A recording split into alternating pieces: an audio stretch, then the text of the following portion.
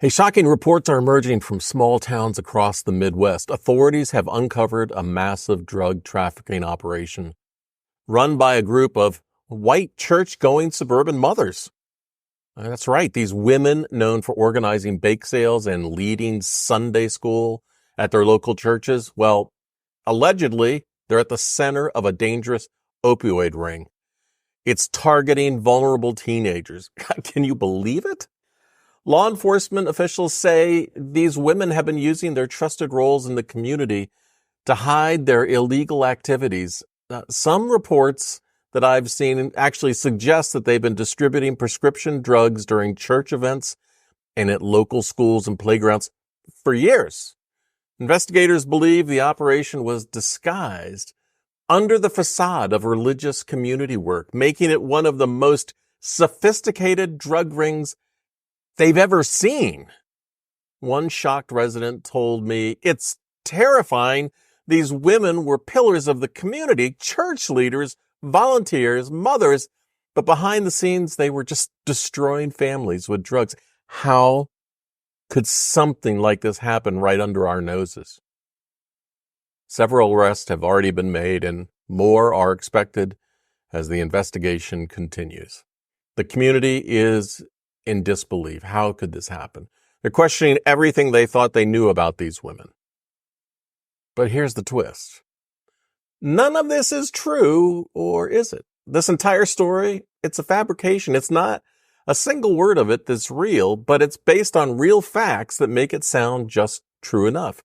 Yet for a moment, you probably felt it was plausible. Maybe it even sparked outrage or disbelief in you. Now, I'm not asking you to just take my word for anything I'm about to share. Don't believe me. Check the facts for yourself.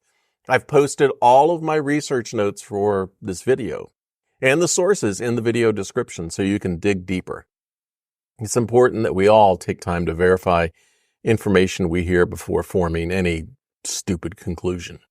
Now, you might have sensed something was off from the start and didn't buy into the story. If so, hey, that's great.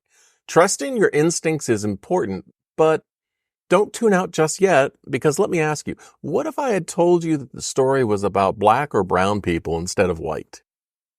What if I said they were immigrants? How would you have felt then? You don't have to answer me. Just be honest with yourself. Here's another test to check your subconscious racial bias for my white viewers. Have you ever locked your car doors because a black or brown person was walking toward you? Did you do it as often if the person was white? Look, I've been mugged twice in my life. Once by a poor black kid, once by a rich white kid. Technically, I should be just as afraid of rich white people as I am of poor black people, right? But we don't think that way, do we? And that's the thing about stories like this. Whether they're about church-going moms or immigrants, they play on our preconceived notions. It's easy to believe something when it fits a narrative we're already familiar with, but we have to be willing to challenge those gut reactions. You think you know what I'm about to share? Well, stick around because I got a bunch of mind-blowing twists I want to tell you about. You're not going to see these coming. I didn't. Now, before we go further, hey, let me share another true story, and I want you to ask yourself, would this make you more suspicious of white churches? In the 1990s, a church called Greater Ministries International Church, based in Florida, became the center of a massive Ponzi scheme led by Gerald Payne and his wife Betty Payne. The church promised its followers that they could double their money through divine intervention and investments in precious metals and foreign currencies. They called it the Double Your Blessing program. It wasn't just a small operation. This scam brought in over $500 million from more than 18,000 people, many of whom were elderly and invested their life savings, trusting the church with their financial futures. The money was laundered through international accounts, and very little was ever recovered. Gerald Payne was sentenced to 27 years in prison for fraud and money laundering. Now, I want you to think, does this story make you more suspicious of other white churches? Does it make you more likely to assume criminal activity might be happening at your local white church? Just like we tend to believe certain stories about certain groups more easily, the same can happen here. If this story makes you uncomfortable or raises suspicion about white churches in general, ask yourself why. Do we give certain groups the benefit of the doubt while jumping to conclusions about others? It's something that we need to reflect on when we hear shocking stories. We've already talked about how we tend to believe certain narratives about specific groups more easily. Now, let me share with you another true story. And this one really might catch you off guard. In the late 2010s, law enforcement authorities in Texas uncovered a methamphetamine distribution network that involved, wait for it, suburban mothers. Yes, you heard that right. These were mostly middle-class white women who lived in nice neighborhoods, went to PTA meetings, probably went to church every Sunday, and were considered typical law-abiding residents. But behind the scenes, they were part of a meth trafficking ring, leveraging their social connections through schools, playgrounds, and community events to distribute drugs. Now, let me ask you, does this change how you view suburban white moms? Does it make you more suspicious of the woman dropping her kids off at school next to you? Or maybe the neighbor who organizes the community potluck? It probably doesn't. Because we tend to reserve that kind of judgment for groups we're conditioned to view with suspicion, often black and brown people or immigrants. But this case proves that drug trafficking and abuse can infiltrate any community, regardless of race or class. These mothers weren't just involved in a minor operation. They were distributing meth across their communities, sometimes at places like schools and playgrounds. They used their trusting social networks to carry out these activities. And some of them were motivated by financial hardships, others by their own drug addictions. But the fact remains, these were not the people you would typically expect to be involved in something like this. And yet, when the news broke, it didn't result in widespread fear or stereotypes about white middle-class mothers. Why not? Would our reaction have been different if it had been a group of Black or Latino mothers? Hey, let's take a few real examples of how these kinds of stories spread. After Hurricane Helene, there was a claim that immigrants slashed the tires of 50 semi-trucks delivering aid.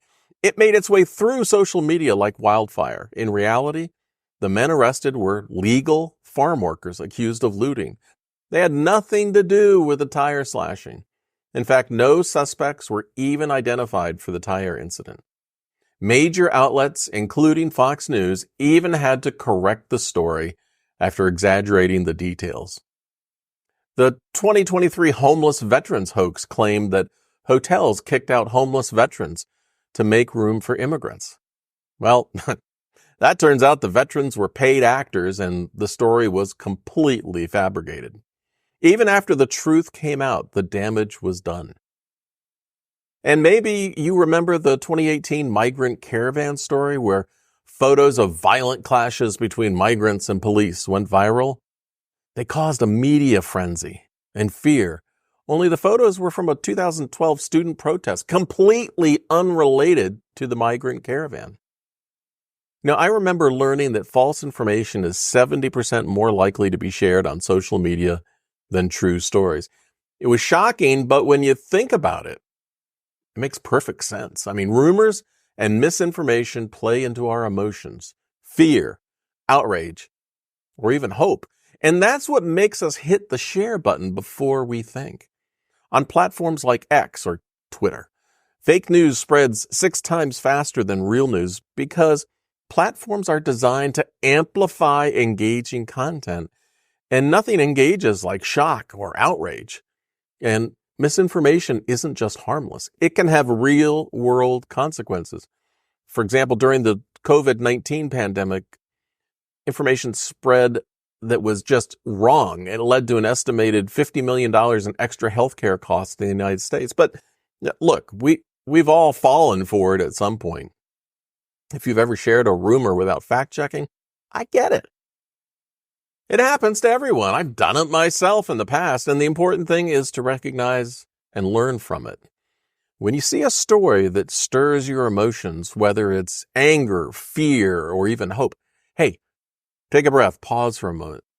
Ask yourself, does this sound too outrageous to be true? If so, it's easy to hit the share button without thinking. But those few seconds of checking can make a huge difference. Check with yourself.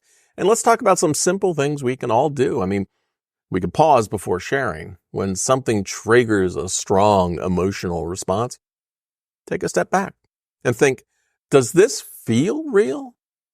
You can verify the source. Is it a trusted news outlet or just a random post? Always check the credibility of the source. And you can also use quick fact checkers, websites like PolitiFact or Snoop or factcheck.org. They exist to help you verify the accuracy of stories. It only takes a couple of minutes to check if a story is real. And understand the bigger picture. A lot of misinformation thrives because it stirs up anger or division. Platforms like Facebook and X profit from every like, share, and comment. The more emotionally charged a post is, the more engagement it gets. And that means more money for them. So be open to corrections. You know, I've been wrong before, you have too. And you know what? It's okay if you shared something that wasn't true. Post a correction. Fall on the sword. It's a small but powerful way to help stop misinformation in its tracks. So let me ask you, have you ever been misled by a story or rumor online? Have you ever shared something that turned out to be false?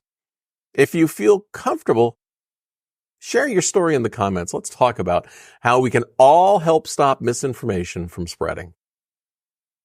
It's important to recognize that bias isn't just an American problem.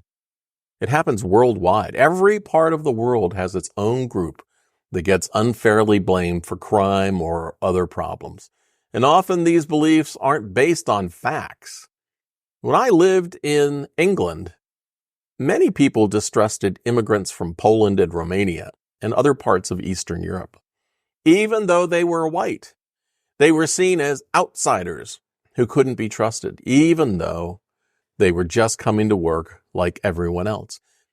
In Africa, immigrants from other African countries like Nigeria and Zimbabwe faced distrust from local populations despite being the same race.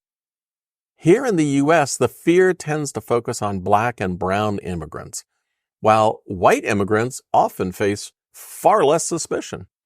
This shows that xenophobia and distrust aren't always about race. It's often about seeing someone as culturally or economically different.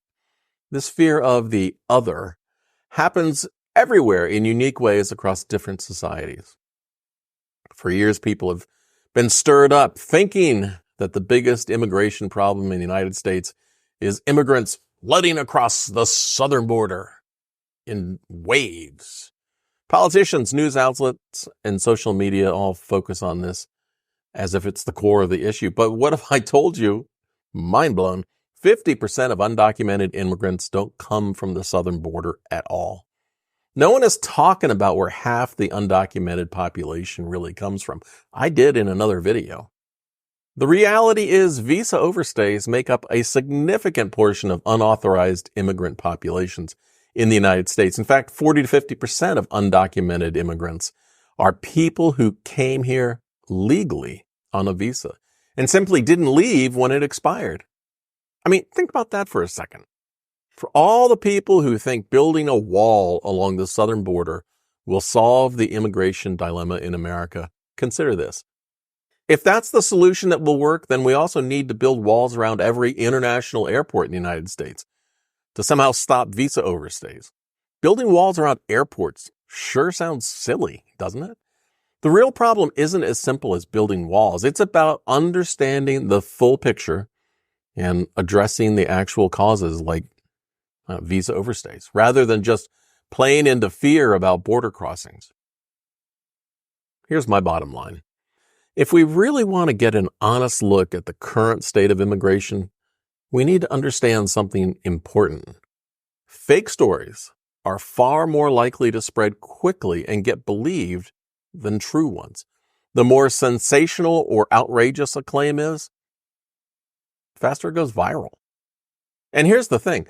Political focus often gets placed on a partial truth or a specific aspect of an issue because it winds people up. It taps into fears and anger and frustration, but it rarely solves the real problem. Take, for example, the false rumor in Springfield, Ohio that claimed that Haitian immigrants were eating pets. It spread like wildfire, causing panic in the community. Before it was debunked, I did a video just about that. But it rarely solves the real problem of these claims. If we really want to address the challenges, we need to approach these issues with facts and open minds. And before I close, I'd like to apologize from the heart to the white suburban Midwest mothers I used earlier in my example. I'm sorry, but how does it feel to be unfairly accused? Hey, if you're ready to continue learning new things, I got this video right here to watch next. Thank you for being here with me today. See ya!